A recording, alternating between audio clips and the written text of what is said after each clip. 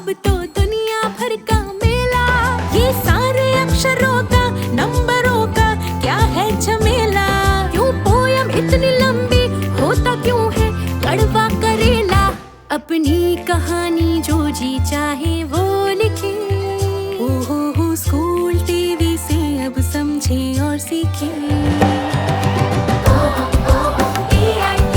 सपनों के बादल में उड़ जाए, नॉलेज के जंगल में खो जाए।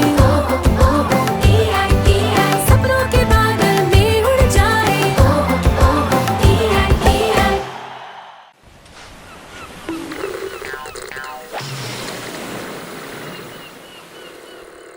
ओह, ये चैप्टर कैसे खत्म होगा? ओह माय गॉड, ये मैथ्स के इतना tough questions. Oh my God, chemistry में भी इतने सारे questions. Oh my God, physics में इतना सारा सब कुछ कैसे मैं हैंडल करूंगी? इतना ज्यादा प्रेशर। ओह माय गॉड, कोई तो मेरी हेल्प करो, मदद करो प्लीज। हेलो एवरीवन, मेरा नाम खुशबू चंद्रा है और मैं माइक्रोसॉफ्ट में एक सॉफ्टवेयर इंजीनियर हूँ। और आज मैं बात करने वाली हूँ कुछ ऐसे टिप्स की जो विद्यार्थियों के समय का सही उपयोग करने में मदद करेंगी, यानी कि time management skills for students. अगर हम एक विद्यार्थी के जीवन को गौर से देखेंगे तो हमें यह पता चलता है कि एक विद्यार्थी का जीवन काफी व्यस्त हो सकता है। अनेक विषयों की पढ़ाई, एग्जाम की तैयारी और होमवर्क भी। इस बीच में एक विद्यार्थी बहुत ही कम समय निकाल पाता है अपनी शौकों को पूरा करने के लिए, अपनी मन पसंदीदा काम करने के लिए, जैसे कि singing, drawing, painting, cricket, badminton. इन सब चीजों के कारण एक विद्यार्थी का जीवन काफी तनावपूर्ण हो सकता है। लाइफ में या किसी परीक्षा में सफलता पाने के लिए ये बहुत जरूरी है कि हम एक बैलेंस या संतुलित दिनचर्या का पालन करें। तो अब मैं कुछ स्टेप्स बताऊंगी समय का सही उपयोग करके सफलता पाने के लिए। पहला स्टेप है एक डेली शेड्यूल बनाना। जैसे मैं 7 से 8 बजे तक अपना टाइम मेडिटेशन और ब्रेकफास्ट को देना चाहती हूँ। 8 से 9 बजे तक मैं न्यूज़पेपर पढ़ना चाहती हूँ। 9 से 12 बजे तक मैं अपना टाइम मैथमेटिक्स में स्पेंड करना चाहती हूँ। 12 से 1 मैंने लंच टाइम फिक्स किया है और 1 से 2 मैंने हॉबी टाइम फिक्स किया है। 2 से 4 बजे तक फिजिक्स के लिए, 4 से 6 बजे तक केमिस्ट्री के लिए, फिर 6 से 7 के बीच में मैं एक छोटा ब्रेक और ले रही हूँ अपने हॉबी के लिए और डिनर के लिए। इससे मुझे ये भी टाइम मिलेगा कि मैं अपने फैमिली मेम्बर से थोड़ी बात कर सकूँ और मैं अपने साइड में जो भी मेरे शौक है मैं उसको भी पूरा कर सकूं। और 7 से 10 बजे मैंने होमवर्क के लिए बुक किया है और मैंने इस शेड्यूल में 10 से 11 के बीच में रिवीजन का भी टाइम रखा है, ताकि मैं दिन भर में जितनी पढ़ाई की हूँ वो सब मैं रात में रिवाइज कर पाऊँ। दूसरा स्टेप है अपने लिए एक लक्ष्य तय करना। आप जैसे देख सकते हैं कि मेरा ये स्केड्यूल ऐसे सेट है। इसको मैंने एक और लेवल पे थोड़ा डिटेल करने के लिए कोशिश की है और आप यहाँ देखेंगे कि मैं हर एक सब्जेक्ट के लिए लिख रही हूँ कि मैं क्या पढ़ने वाली हूँ। जैसे मैंने मैथ्स में चूज़ किया है, मैं कैलकुलस में टाइम स्पेंड करूँगी। फिजिक्स में मैं मोशन इन अ प्लेन पढ़ूँगी और केमिस्ट्री में स्ट्रक्चर ऑफ अ एटम पढ़ूँगी। तो ये एक और डिटेल लेवल में मेरा स्केड्यूल बना है और मुझे पता है कि मेरा लक्ष्य ये है कि इस दिन में मुझे ये सारे चैप्टर्स जो मेरी कक्षा के लिए पर्याप्त है मैं कंप्लीट कर पाऊँ। तीसरा स्टेप है कि अपने आसपास से सारे डिस्ट्रैक्शंस हटाना। डिस्ट्रैक्शंस हटाना क्या होता है?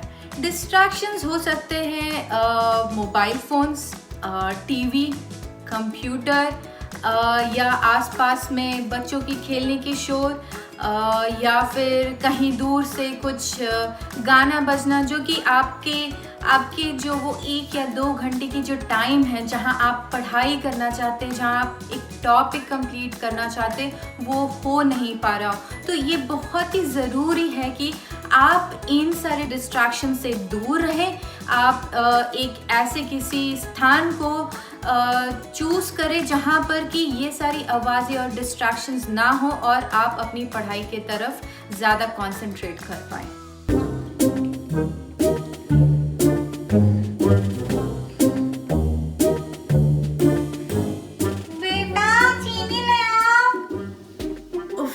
मम्मी भी ना।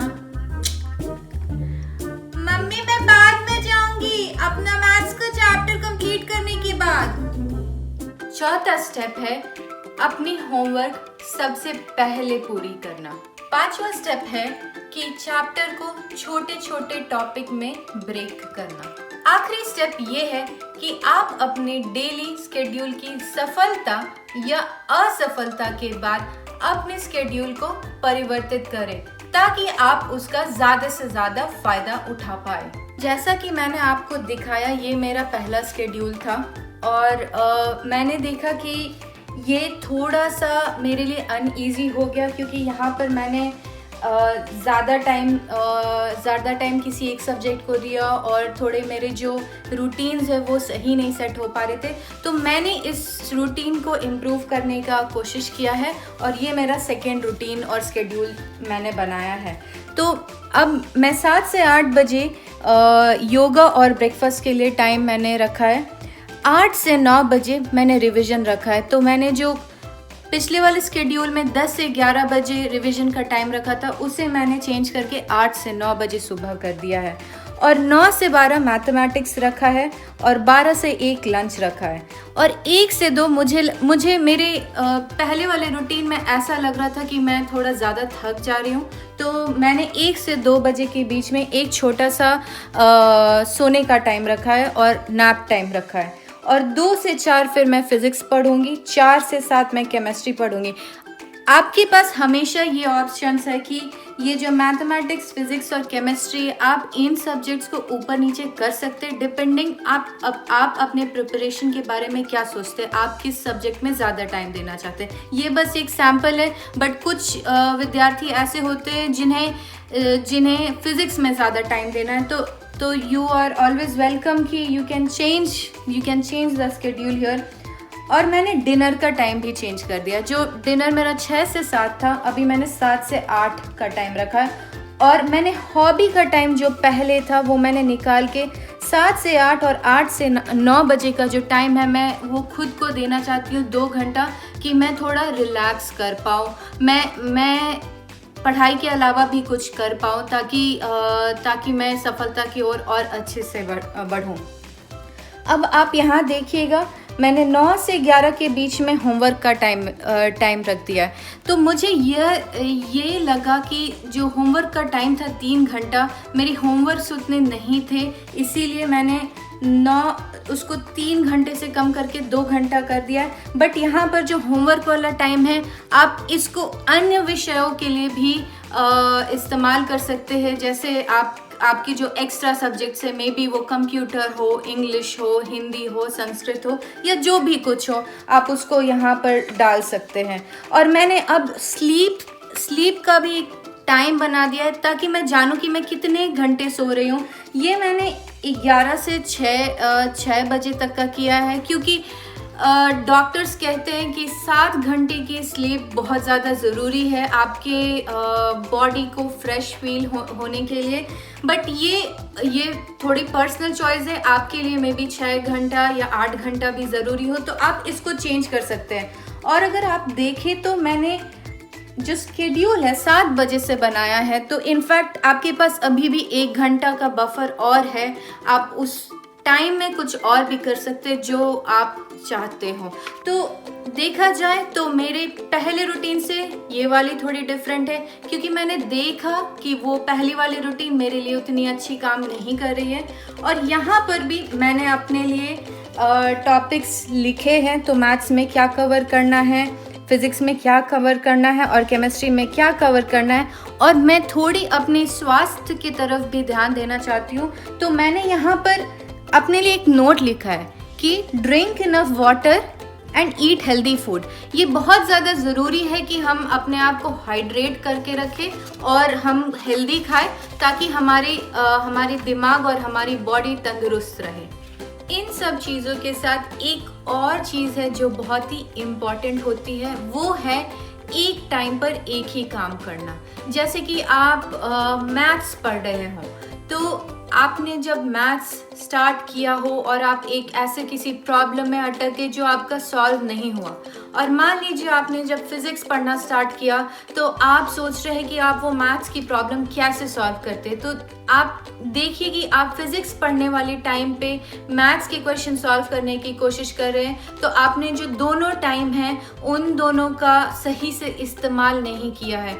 तो आपको एक अपने लिए एक कट ऑफ टाइम करना पड़ेगा, जहाँ पर कि आप मैथ्स पढ़ रहे थे तो आपको मैथ्स से फिर ट्रांजिशन करना पड़ेगा फिज़िक्स में, और फिज़िक्स से फिर केमिस्ट्री में, इंग्लिश में और ऐसे विषयों में, ताकि आप जो अपने टाइम का है पूरी इस्तेमाल कर पाए। मेरे हॉबीज़ है पियानो प्ले करना और पेंटिंग करना। तो मैं अपने दिन भर के टाइम में से और मेरे वीकली टाइम में से थोड़ा सा टाइम इन चीज़ों के लिए भी निकालना चाहती हूँ, ताकि मैं रिफ़्रेश रहूँ, इनकरेज रहूँ, मोटिवेटेड रहूँ, और पढ़ाई के अलावा भी मेरे पास कुछ चीज़ें हैं करने के लिए जो कि मेरे लाइफ में मेरे लिए फ्रूटफुल होंगी। जैसे कि अभी आप और हम सभी लॉकडाउन सिचुएशन में हम बाहर नहीं जा सकते, हमें घर में ही रहना है, तो इस टाइम पर ऐसे हॉबीज़ होने भी अच्छे होते हैं। अब मैं आपके लिए कुछ बजाना चाहती हूँ और आपको थोड़ा मोटिवेट और प्रेरित करना चाहती हूँ अपने हॉबीज़ के बारे में।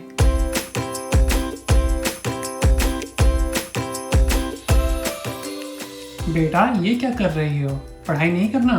पापा करना है, बट ये मेरा हॉबी का टाइम है, इसीलिए मैं थोड़ा पेंटिंग कर ले रही हूँ। इसके बाद मैं रिवीजन करने वाली जो मैंने दिन भर में पढ़ा था। पढ़ाई के साथ ये बहुत ज़रूरी है कि हम थोड़ी एक्सरसाइज भी करें और अपने मन को फ्रेश रखें।